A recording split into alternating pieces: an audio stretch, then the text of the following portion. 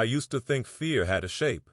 I thought it looked like the shadow under a door, like a noise in an empty house, like the moment a horror movie stops joking and the music lets you know what's coming. I thought fear was sharp, sudden, loud. That was before I learned how fear can be quiet, so quiet it sits beside you and never says a word. It started as a normal night, the kind I've had 100 times. Late fall, that clean cold in the air that feels like you just bit into an apple. My breath came out in pale ribbons. A single streetlight hummed above me, washing everything in a patient yellow that made the sidewalk look the color of tea. I had worked a double 12 hours, the kind that makes your shoes feel like small cages around your feet. And all I wanted was the stupid domestic miracle of reheated leftovers, a too-hot bowl against my palms, my soft blanket waiting for me with the promise of sleep. My cat would be on the windowsill, the little sentry of my apartment, doing that slow blink that means hello, and where have you been? My car was still in the shop, so I did what I always did without thinking. I unlocked my phone and let my thumb do the lazy ballet it knows by heart. App pickup, destination.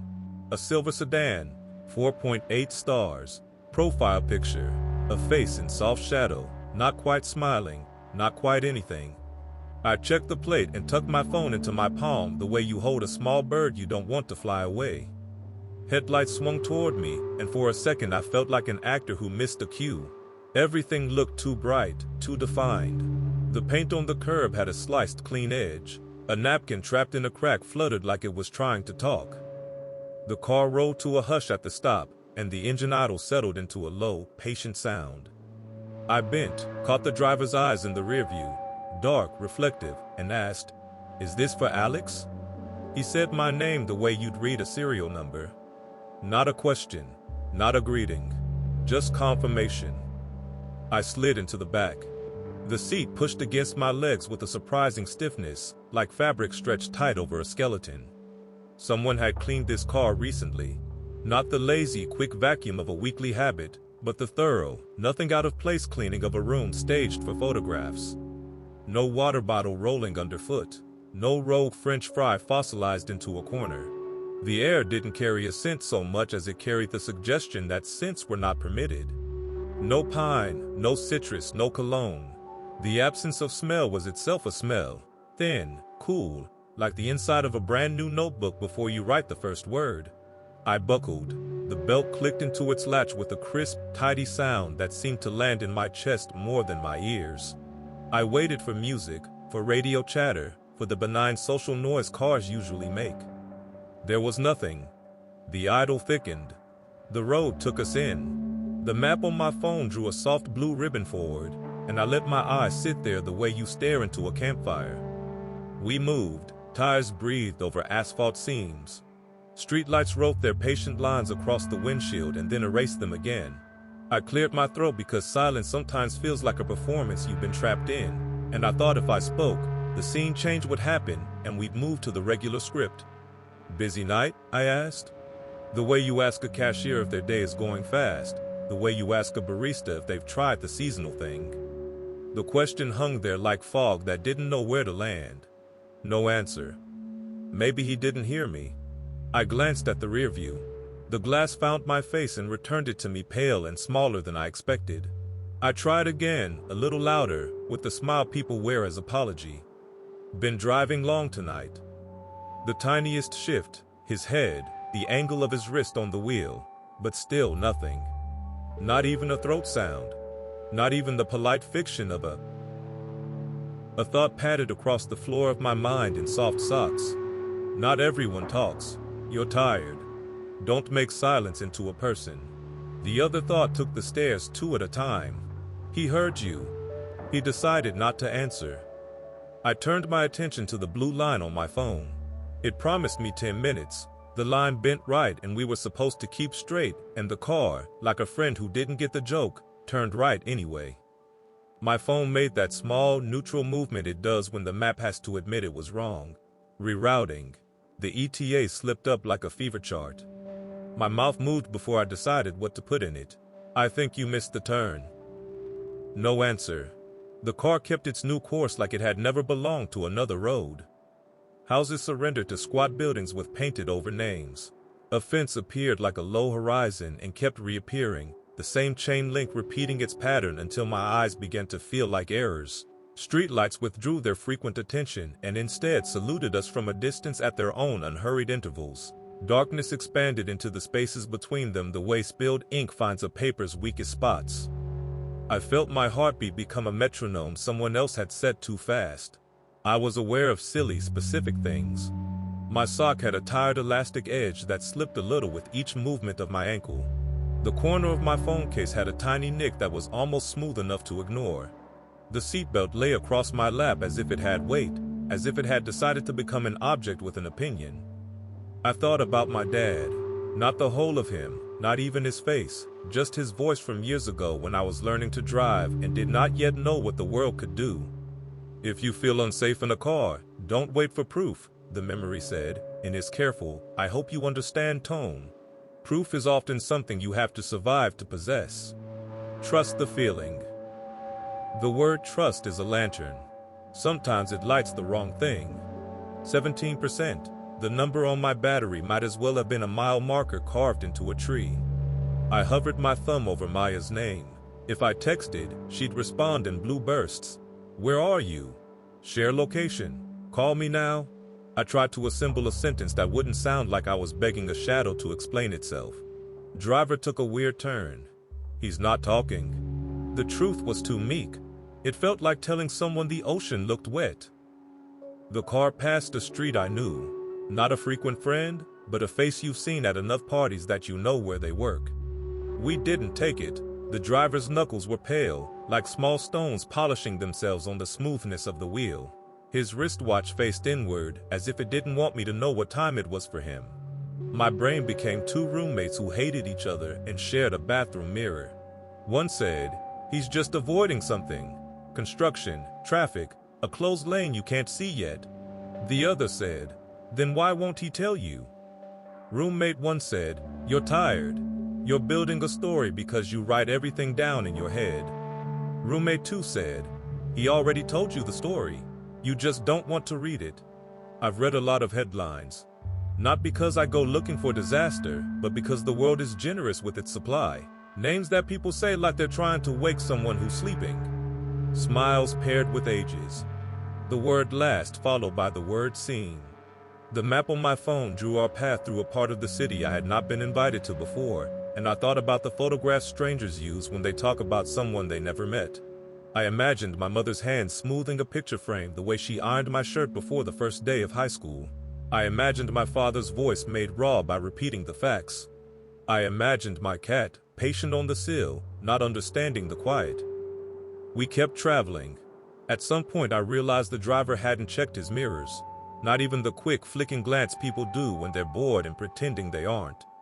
He stared at the road as if it were a book that would punish him if he looked up. The car interior had its own climate, the thin cool of conditioned air turned down low, air that had the personality of hospital hallways and waiting rooms. My mouth tasted like the memory of metal.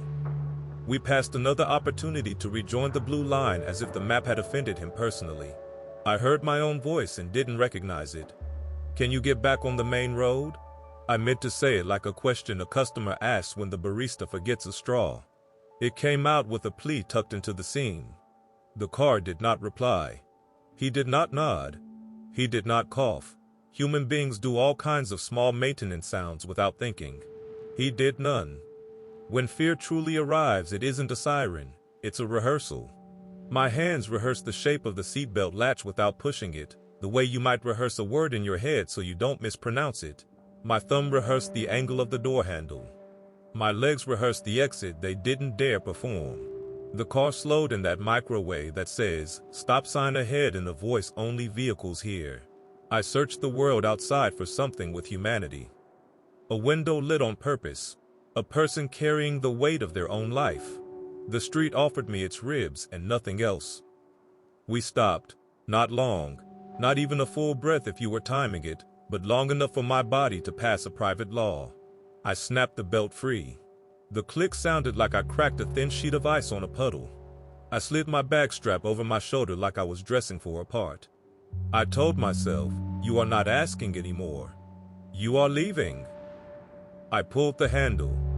The door resisted with the kind of polite resistance doors have in new cars. Nothing dramatic, just the suggestion that you should be sure.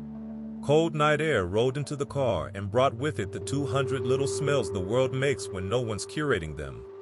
Asphalt, something damp, the faint petroleum sweetness that lives in any place with parking lots. A leaf crushed under someone else's shoe earlier and still trying to mean tree.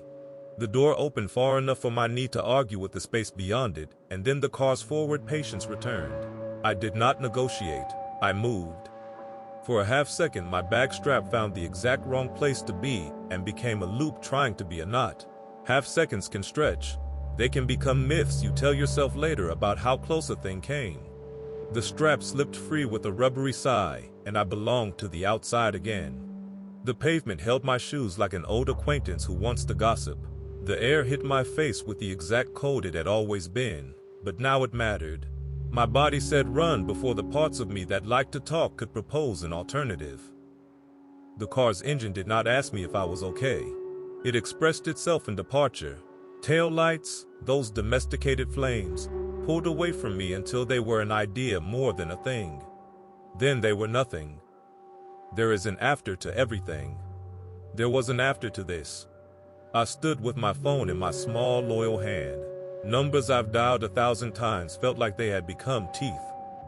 911 made shapes under my thumb.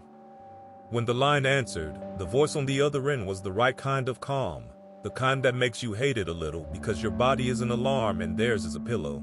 I said the plate, the make, the color, the cross street I was almost sure about. Words felt like I had to drag them up a hill one at a time. Blue and red came. The night made room for them. I gave the story the way a witness gives anything, not as a masterpiece, but as an inventory. Uber, when I reached out to them, did what the polite language says is the right thing. The account, they said, is suspended pending investigation. They were kind but distant, the way corporations are kind. The distance did not mean much to me. Distance was already in me now, a measurable thing between old versions of myself and new ones. 2 weeks later, the stop sign came to visit me in my sleep. I would put my head down, and the soft, late electricity of my apartment would lay its hand on my hair and tell me to rest, and then my dreams would walk me back to that red octagon like it was a door I kept forgetting I had already walked through. I woke up to tires that weren't there. I checked the lock on my door in the same way you keep checking the refrigerator to see if it will apologize for not having better options. I lied to friends, not the kinds of lies that hurt people. The small soft ones you tell to shape your life around something you don't want to name. I'll just walk. I'm in the mood for fresh air. It's not far. The sidewalk became something I negotiated with. I made pacts with corners. I learned where the streetlights had a generous attitude and where they hoarded their brightness. I discovered that fear sharpens the map inside you. 3 months later, I had collected an anthology of silver sedans. They appeared in the corners of my days. A glint from a bumper through cafe glass.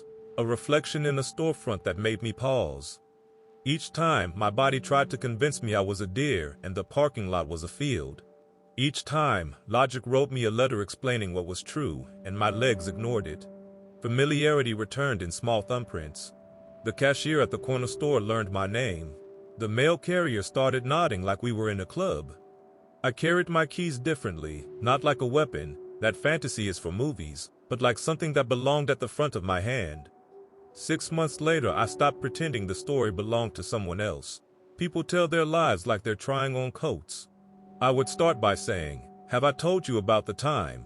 And I would watch the faces of new friends settle into interest, into protective worry, into "you're kidding me," and then into that quiet it always ends with when something almost happened and didn't.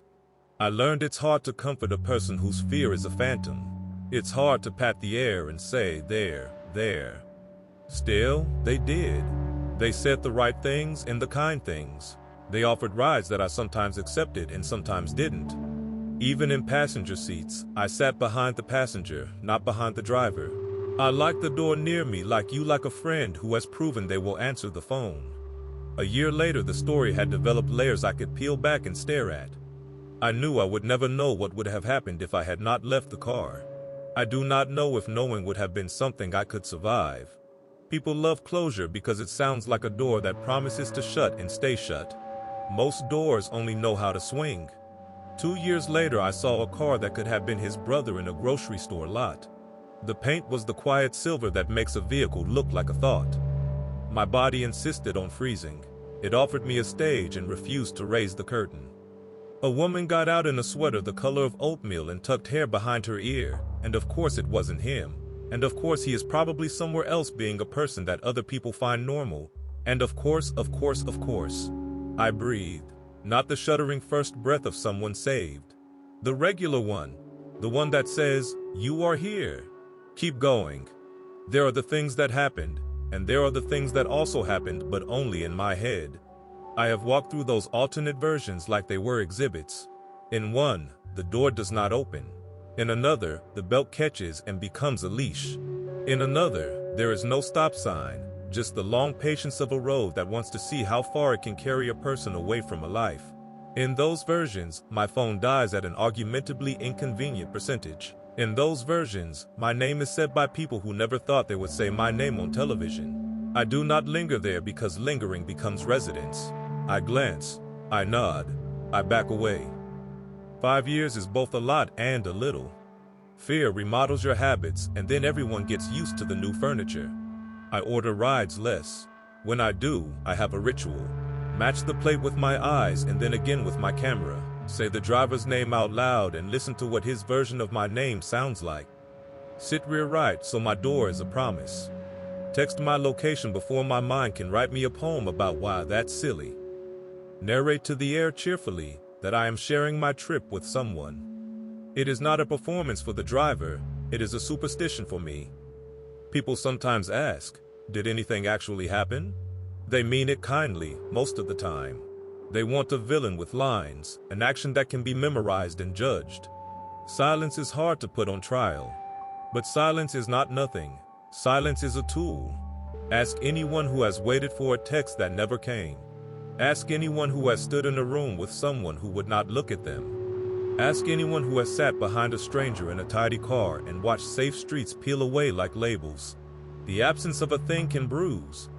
I remember micro details the way you remember the exact day you learned a word. The seatbelt's edge pressed into the curve of my hip with a stubborn insistence. The door handle had a grain to it, a texture that isn't quite rough but tells you it wants to be. The window showed me my face and also didn't, because the interior light was so stingy that I was only a suggestion moving behind my own skin. Outside, one of the streetlights we passed had a moth making a soft, frantic circle around it, like it believed the light was a hole to heaven. I think about that moth sometimes and how exhausted it must have been. When I did finally sleep through a night without the stop sign bothering to invite itself, it felt like winning a small lottery, the kind you can't spend on anything but peace. There are still nights where an engine sound in the street is a thread that a hand you can't see starts to pull. There are still afternoons where a certain angle of sunlight on a hood makes my stomach do a small, mean flip. I have learned not to scold my body for its caution.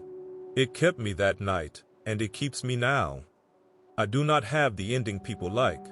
I cannot give you the moment where a detective calls and says, "We found anything." The company did what it said it would do. Suspended, investigated, communicated with the tone of an institution that must send 500 of these emails a day. Maybe the data told them something they cannot share. Maybe the data told them the same story I told, and they wanted a louder story. I am not angry. I am not angry. Both can be true when you are a person who continue to live. Every once in a while, city nights line up in a way that resembles the night I remember. The air gets that hollow chill. The sky feels like a lid. My phone screen's blue against my palm looks like a small planet I'm responsible for shepherding through darkness. I'll be standing on a curb and a car will turn and its headlights will take me in like a question. I will lean toward the glass and say my name is Alex, and the driver will say my name back in the tone people use when they have decided to be friendly, and it will be nothing. It will be the kind of ride life is made of, unremarkable, safe, forgettable. I will go home and lay my keys in the little dish by the door, and my cat will do his routine like we rehearsed it together. I will eat something I heat too quickly and burn my tongue a little and forgive myself in sleep, and it will not be a miracle. It will be ordinary. Ordinary is the softest luxury. And still, nested inside the ordinary is the night that taught me how to listen to the part of myself that does not require evidence to make a case. The part that says, the blue line is not a promise. The part that says, you don't need to be polite to survive. The part that says, there is a handle here and you know how to pull it. If you ask me what scared me most, I will not say the turn we shouldn't have taken. I will not say the industrial hush of streets that had nothing to do with me. I will not say the way the taillights became unthreaded from my future.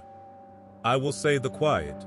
I will say the chosen, sustained quiet of a person in control who knew that he didn't need to speak to make himself understood.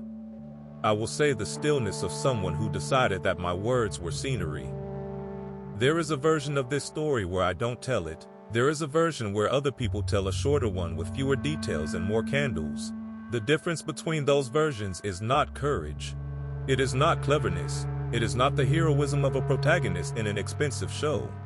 The difference is a stop sign and a seatbelt and a hand and a door and a decision made in the size of a breath.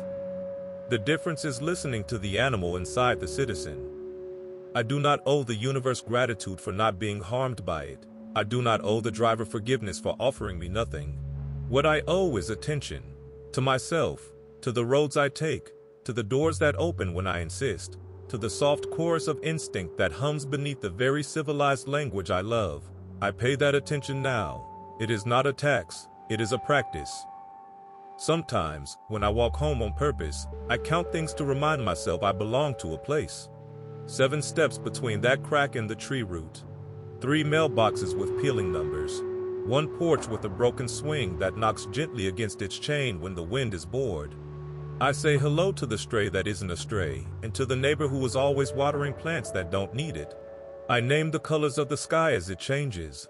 Tin, pewter, slate, then the relieved dark. I make a map with my body. I draw a line that is not blue and does not ask permission. I get into cars sometimes. I will keep doing it because my life is not a fortress, and I do not want to build one around myself and call it wisdom. I will check the plate. I will say the name. I will sit where I can go. I will speak if I have to, and I will leave if I have to, and I will not stay because a stranger thinks silence is enough. If you were waiting for a moral, I don't have a single sentence to hand you. I have a night and a choice and the long company of both. I have the way fear taught me to hear my own voice under all the others. I have the very basic, miraculous fact that I got home, that I reheated leftovers and burned my tongue a little and slept in my stupid, adored blanket and woke up to a cat being a cat in a window, being a window in a world that continued to be full of cars and signs and people who either answer or don't. I have that, I have this. I have the quiet where my words go now. And if there's anything like a lesson tucked in here, it's only this. You do not need a good reason to save yourself. You do not need a speech. You do not need everything to add up for someone else. You can be tired and hungry and polite and small and still decide that the door is your business. You can leave a story before it writes you in ink. You can step out into the cold and make the air belong to you again. You can go home. I told myself the story was over the night I jumped out of that car. But I learned quickly that some stories don't end clean. They bleed into the rest of your life, tinting things you thought were safe, staining memories that used to feel ordinary. In the weeks that followed, I kept catching myself rewinding the night in my head. But not just the moment of escape. I started picking apart the hours before. My entire shift at work became suspect, like the night had been waiting for me from the start. I remembered the way I kept checking the clock, how tired I was, how every customer seemed to take longer than they should. I thought about how I nearly asked a coworker for a ride, but didn't want to bother her. A decision so small at the time, now loaded with weight. I kept replaying that fork in the path. If I'd asked, if she'd said yes, if I'd accepted the inconvenience of waiting 10 more minutes, there wouldn't even be a story to tell. I even thought about the curb where I waited. I could see myself standing under the dim glow of the streetlight, hands in pockets, looking like I belonged to no one. I realized how exposed I must have looked, how easily someone could have seen me as available, as vulnerable. I replayed the sound of those headlights approaching, the way they washed over me too bright, too fast. Even before I got in the car, maybe my body already knew something was wrong. And then I thought about the driver, his silence, his stillness, the way he said my name like it was an item on a list. Did he know? Did he choose me in that moment before I ever sat down, or was I just another box to check on a route that didn't belong to me? The questions multiplied, but the answers never came. By the time a month had passed, I had grown so hyper-aware of everything around me that the world itself started to feel hostile. I couldn't walk home from the bus stop without scanning every car that passed, memorizing plates, faces, even colors of hoodies. I felt my pulse spike at simple things: a car slowing to make a turn, the sound of tires crunching against gravel, the click of a door unlocking somewhere behind me. At 3 months, I started having dreams that weren't exactly the night itself, but close cousins of it. In them, I'd get into the car, buckle up, and then realize I couldn't unbuckle. The seatbelt would tighten against me like it had turned into a living thing, pressing into my chest until I couldn't breathe. I'd wake up clawing at my own shoulder like I was trying to free myself. At 6 months, the story had become something I started telling. Not to everyone, not at first, but when the topic came up, safety, Uber, scary rides, I would offer my piece. I'd tell it with a nervous laugh, like it was almost unbelievable, like I was exaggerating. But each time when I got to the silence, my friends' faces would shift. They'd stop smiling. They'd lean in, because they understood what silence can mean. A year later, I thought maybe the memory would dull, but it didn't. The fear just evolved. I could be in the middle of a perfectly normal day, standing in line at a cafe, and catch sight of a silver sedan rolling by outside. My chest would tighten before my brain had even finished identifying it. My hand would clench around my coffee cup as if it were the only real thing anchoring me. At 2 years, I realized I had built new habits without even choosing them. I never sat directly behind the driver anymore. Always behind the passenger, always next to the door. I started announcing things out loud in the car. I'm sharing my location. I'll be texting my friend we're on the way. It sounded casual, like conversation, but it wasn't for them. It was for me. It was proof that my voice still mattered. At 5 years, I caught myself doing something stranger. I started cataloging exit points in every situation. Restaurants, theaters, buses. My eyes scanned for red signs, handles, paths. I think back to that stop sign often, glowing red in the middle of an empty intersection. A symbol so ordinary, one I'd ignored thousands of times. That night it became a lifeline, the hinge between two versions of my story. But the truth is, the story also lives in the versions that didn't happen. I've walked those paths in my head more times than I can count. In one, the door doesn't open. The lock refuses me. My hand slips on the handle. The car keeps rolling. In another, the bag strap doesn't slip free.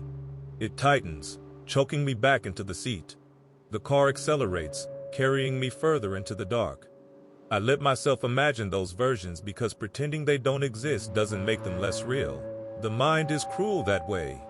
It forces you to practice your own funeral, to watch your parents' faces in press conferences, to hear your friends posting RIP as if hashtags could hold grief. Sometimes I picture my cat still waiting at the window, paws pressed to the glass, tail twitching, not knowing why the door never opens. And then I force myself back. Because those versions are not this version.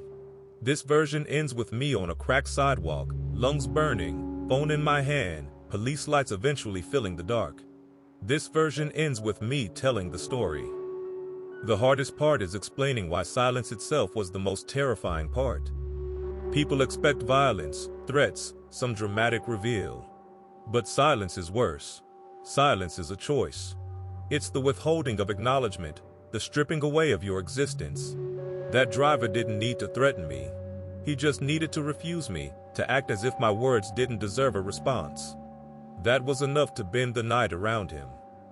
Even now, when I sit in the car, I pay attention to the small noises. The clearing of a throat. The hum of someone humming without realizing. Even the meaningless, "How's your night going?"